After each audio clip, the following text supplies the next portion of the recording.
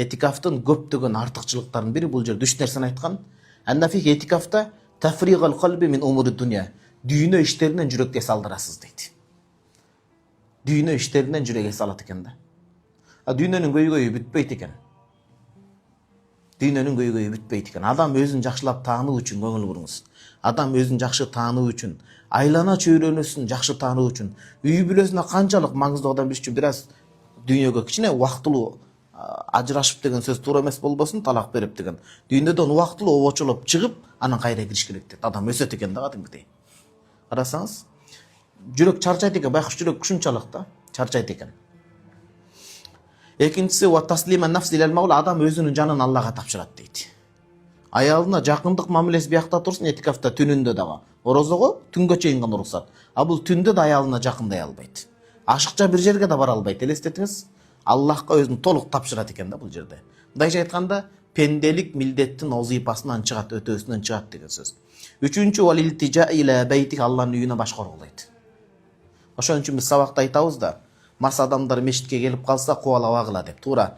Ал мас адам дагы келип мечитти заңдап, булгап, адепсиз иштерди кылып койбосун, бирок кубалабастан, жаман сөздү айтпастан, ошол эле учурда мечиттин да тазалыгына зыян келтирбесин, бирок жакшынакай кабыл алып, абалга жараша карап, балким жуунтук гусул алып, балким бир бөлмөсүн эс алдырып, бирок караш керек. Баягы ал киши заңдап бузуп койбосун. Алланын үйүнө келүү бул бөлөк да туугандар. Алланын үйүнө баш коргулап келген адамды кайтарбаш керек. Сөз бирөөнү дайындап, жакшы кулк мүнөз менен, жакшы сөз менен эметиш керек. Жок деген акыркы үмүтү адам мечитке келет да каяка барат? Шайтан азгырып таштап кеткен аны. Шайтан бул дүйнөдө эле таштайт адамдычы. Ичкиликке жетирейт. Эч кимге батпай калганда шайтан дагы акыркы таштап кетет да. Анан адам ошо үмүтүн үзүп, жолун таба албай жүрө берет. Башка бүт нерсени таштап анан бул мечитке келгенде биз адамды кубалабаш керек.